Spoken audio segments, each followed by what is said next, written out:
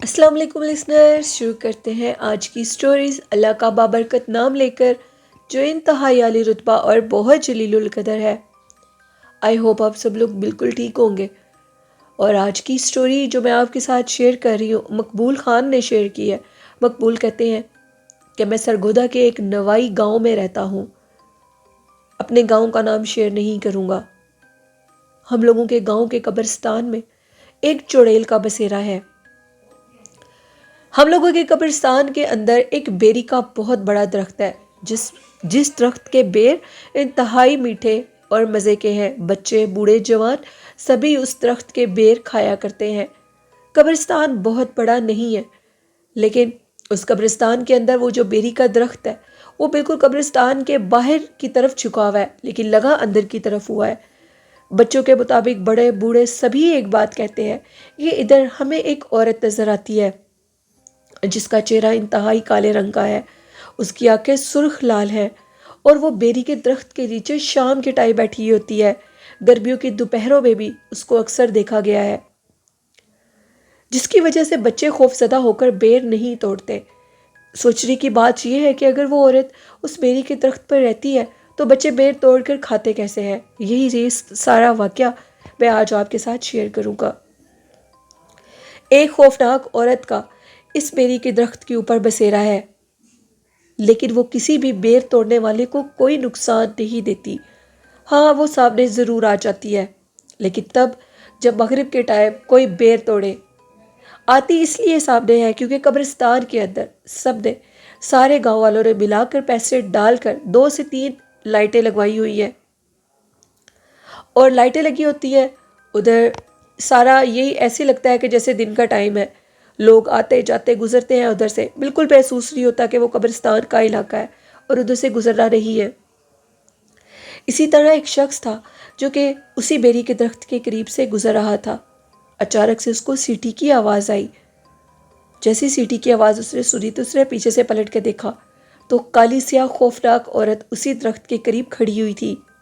وہ شخص ادھر سے بھاگ گیا اور اس نے گاؤں کے سارے لوگوں کو کہا کہ آج اس عورت نے مجھے اپنی طرف متوجہ کیا ہے، اور وہ منظر اور وہ جگہ جب میں نے اس عورت کو دیکھا انتہائی خوفناک تھی۔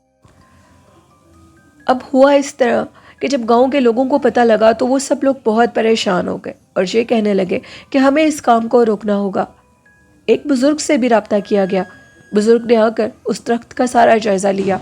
انہوں نے کہا کہ یہ ممکن نہیں ہے، یہ اس بیری کے درخت کے اوپر 500 سال پہلے سے مقیم ہے۔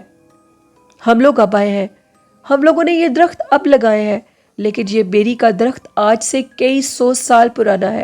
بہت ضعیف اور بہت بڑا وہ بیری کا درخت ہے جس کے اوپر اس چڑیل کا بسیرا ہے۔ آج بھی وہ لوگوں کو اسی بیری کے درخت کے نیچے نظر آتی ہے۔ رات کے ٹائم لوگ ادھر سے گزرنا چھوڑ گئے ہیں، ادھر سے بیر توڑنا چھوڑ گئے ہیں، کیونکہ رات کے ٹائم وہ واضح ہو جاتی ہے، لیکن دن کے ٹائم بیر توڑنے سے وہ کسی کو کوئی نقصان نہیں دیتی اور نہ ہی کسی کے سامنے آتی ہے۔ گاؤں کے گورکر نے یہ بتایا کہ اکثر اس عورت کو جو وہ قبرستان کی جگہ ہے ادھر بھی اس کو اندر گھومتے پھرتے دیکھا گیا ہے، لیکن وہ کسی کو کوئی نقصان نہیں دیتی، وہ کسی کے لیے کوئی تکلیف کا باعث نہیں بنتی۔ یہ ایک سٹوری تھی مقبول کی جو انہوں نے شیئر کی۔ سرگودا کے ایک نوائی علاقے کی یہ سٹوری ہے، گاؤں کی۔ بہت شکریہ مقبول۔ بڑھتے ہیں آج کی دوسری خوفناک کہانی کی طرف۔ یہ کہانی رومان نے شیئر کی ہے لاہور سے۔ رومان کہتے ہیں آپ کی ایک سٹوری سنی جو کہ آپ نے سنائی اور کہا کہ نہر کے اوپر پوری دنیا آباد ہوتی ہے جنات کی، تو بالکل حقیقت ہے۔ میرے دادا ابو یہی کہا کرتے تھے، نہروں کے اوپر زیادہ مت جایا کرو کیونکہ نہروں کے اوپر جنات رہتے ہیں۔ بہت سے جادوگر، بہت سے عامل یہی سے جنات کو پکڑتے ہیں اور اپنے قابو میں کر لیتے ہیں۔ اسی طرح میرے دادا ابو نے یہ بتایا کہ ایک دفعہ وہ اپنی جوانی کے دور میں رات کے ٹائم نہر کے قریب سے گزر رہے تھے تو اچانک سے ان کا نام لیا گیا، غلام رسول رک جاؤ۔ غلام رسول یعنی ان کے دادا ابو، وہ کہتے ہیں میں نے ادھر ادھر سے دیکھا تو مجھے ہنسی کی آواز آئی۔ ہنسی کی آواز سے میں تھوڑا پریشان ہوا اور رات کا ٹائم تھا، مجھے لگا کہ شاید جنات تنگ کر رہے ہیں۔ انہوں نے اپنی سگریٹ لگائی اور بہت تیزی سے آگے کی طرف چلنے لگے۔ دوبارہ آواز آئی، غلام رسول رک جاؤ۔ میرے دادا ابو ادھر ادھر دیکھنے لگے تو اچانک سے وہ کیا دیکھتے ہیں، نہر کے دوسرے پار ڈھیر سارے خیمے لگے ہوئے ہیں، خیموں کے اندر بلب چل رہے ہیں۔ وہاں پر لوگ اس طرح زندگی گزار رہے ہیں جیسے ہم دن کے ٹائم گزارتے ہیں، کھا پی رہے ہیں، کھانے بن رہے ہیں، چارپائیاں بچھی ہوئی ہیں، بچے نہر کے اندر کھیل رہے ہیں۔ چھوٹے چھوٹے بچے جن کی عمریں 4 سے 5 سال ہوگی، وہ نہر کے اندر اس طرح کھیل رہے ہیں جیسے ہمارے بچے عام فرش کے اوپر کھیلتے ہیں۔ دادا ابو کا ایک دفعہ تو سر گھوم گیا، اور ایسے گھوما کہ وہ کہتے ہیں کہ میں گرنے لگا تھا نیچے۔ آیت الکرسی پڑھی تو کچھ عقل ٹکانے آئی، اور وہاں سے جلدی سے چلنے لگا۔ چلتے چلتے پیچھے سے آواز آئی، غلام رسول دوبارہ رات کے ٹائم ادھر سے مت گزرنا، یہ ٹائم ہمارا ہوتا ہے اور ہم ادھر رہتے ہیں۔ نہر کے اوپر کہا جاتا تھا کہ ایک بہت بڑا برگد کا پیڑ ہے، اس برگد کے پیڑ کے اوپر کئی قسم کے جنات قید تھے۔ وہاں سے کچھ جو کرسچن عامل ہوتے ہیں وہاں سے جنات کو پکڑتے تھے اور پکڑ کر اپنے قابو میں کر لیتے تھے۔ بہت سی لڑکیوں کو اسی برگد کے پیڑ کے نیچے سے جنات چپکے تھے اور وہ لڑکیوں کی زندگی خراب کر دیتے تھے۔ ان کی شادی ہوتی تھی تو ان کے خاوندوں کو مار دیتے تھے یا ان لڑکیوں کو پاگل کر دیتے تھے۔ کچھ لڑکیاں اپنے خاوندوں سے برا سلوک کرتی تھی اور گھر سے بھاگ جاتی تھی، جس کی وجہ سے اس برگد کے پیڑ کو ایک حصار میں کیا گیا۔ ایک سرخ رنگ کے دھاگے کے حصار میں بہت بڑا سرخ رنگ کا دھاگا اس برگد کے پیڑ کے تنے کے ساتھ باندھ دیا گیا، اور لڑکیوں کو سختی سے تنبیہ کر دی گئی کہ اب اس برگد کے پیڑ کے قریب مت جانا، اگر جاؤ گے تو پکڑی جاؤ گی۔ اسی طرح رومان کہتے ہیں کہ دادا ابو نے بتایا کہ ان کے ہاں ایک کاؤ والی کام کرتی تھی۔ وہ لڑکی بتاتی تھی کہ اس کے اوپر ایک جن کا بسیرا ہے جو کہ ساری رات اس کے ساتھ رہتا ہے، سارا دن بھی اسی کے سامنے رہتا ہے، اور اس کو اس کے خاوند سے نہیں ملنے دیتا، نہ ہی بات کرنے دیتا ہے۔ جب بھی وہ اپنے خاوند کو کھانا وغیرہ دیتی ہے تو وہ جن اس لڑکی کو اٹھا اٹھا کر زمین پر مارتا ہے۔ بہت سے لوگوں نے کوشش کی کہ وہ جن اس کی جان چھوڑ دے، لیکن ایک عامل نے بتایا کہ یہ جن اس کے نکاح میں شامل ہو چکا ہے، یعنی جب اس کا نکاح ہو رہا تھا تو وہ جن اس کے جسم میں تھا، اور اسی ٹائم وہ اس کے ساتھ اس کے نکاح میں بندھ گیا، اب وہ اس کے مرنے پر ہی اس کے جسم سے نکلے گا۔ کہا جاتا ہے کہ جن لڑکیوں اور لڑکوں کے اوپر جنات کا بسیرا ہوتا ہے ان کو شادی سے پہلے ان کا علاج کروانا چاہیے، کیونکہ اگر ان کا علاج نہیں کروایا جائے گا تو وہ جنات اسی انسان کے ساتھ بچ جاتے ہیں اور اس کے نکاح کے ساتھ ہی بچ جاتے ہیں اور ساری زندگی اس کے ساتھ رہتے ہیں۔ پھر وہ ان کو ان کے جو زوجہ یا ان کا جو خاوند ہوتا ہے ان کے حق پورے نہیں کرنے دیتا، کیونکہ وہ جنات ان کے اوپر حاوی ہو جاتا ہے، ان کے بچوں میں منتقل ہو جاتا ہے، ان کی 7 نسلوں کو تباہ کر دیتے ہیں۔ یہ کہانی رومان کہتے ہیں، میرے دادا ابو کہتے ہیں کہ میری زندگی میں پیش آئی، میں نے خود دیکھی اپنی کاں والی کی، جو میں آپ کی زبانی سنا رہا ہوں۔ دادا ابو نے کہا کہ نہروں کے اوپر ان گنت جنات ہوتے ہیں جن کا ہم سوچ بھی نہیں سکتے۔ نہروں کے درختوں کے اوپر باقاعدہ طور پر وہ رہتے ہیں۔ ایسے ایسے عجیب و غریب مناظر دیکھے جاتے ہیں جو کہ سننے اور دیکھنے والے دنگ رہ جائیں گے۔ دادا ابو کہتے ہیں کہ ان کے دوست کا ایک انکشاف ہے کہ نہروں کے اوپر جو بابلند درخت ہوتے ہیں جن میں سفیدے کا درخت شامل ہے، ان کے اوپر انہوں نے جنات کی چارپائیاں بچھی ہوئی دیکھی، باقاعدہ طور پر جنات کو چلتے پھرتے دیکھا۔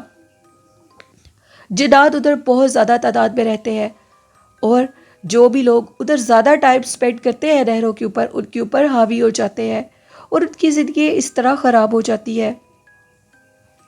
رومان کہتے ہیں کہ دادا ابو، دادی ابا، میرے والدین ہمیں بالکل نہروں پر نہیں جانے دیتے۔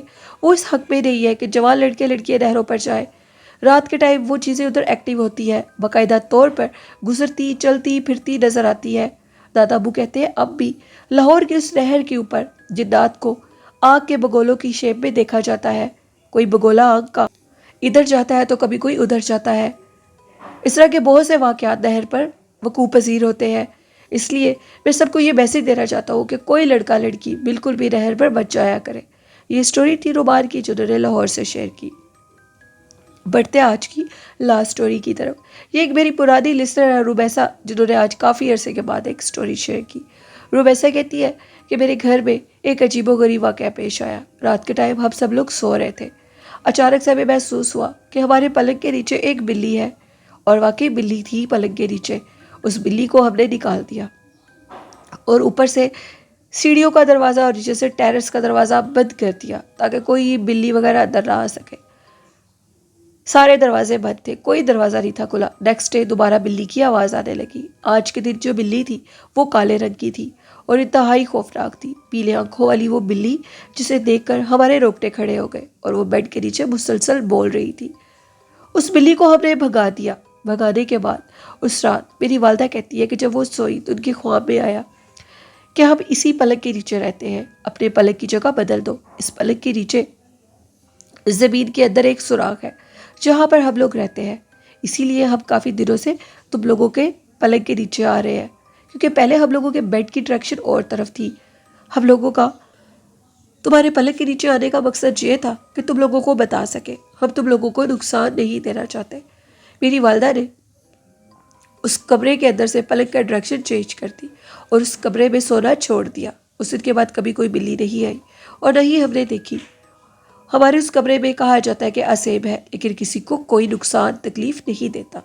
یہ ایک سٹوری تھی رومیسا کی، جنہوں نے فیصل آباد سے شیئر کی۔ بہت شکریہ رومیسا۔ یہ تھی آج کی خوفناک کہانی ہے۔ آج بھی میری طبیعت ٹھیک نہیں ہے لسنرز، لیکن میں نے سوچا میں آپ کے ساتھ سٹوری ضرور شیئر کروں، اور میرے اس چینل دل وائس آفیشیل کو سپورٹ کریں، چینل کو سبسکرائب کریں۔ جیسے ماہ رمضان چل رہا ہے تو اپنے گناہوں کی معافی مانگیں، روزے کو بالکل مس مت کریں، نماز، درود شریف، قرآن پاک کا پابندی سے اہتمام کریں، والدین جیسی خوبصورت نعمت کی قدر کریں اور اپنا بہت سا خیال رکھیں۔ اللہ حافظ، اللہ نگہبان۔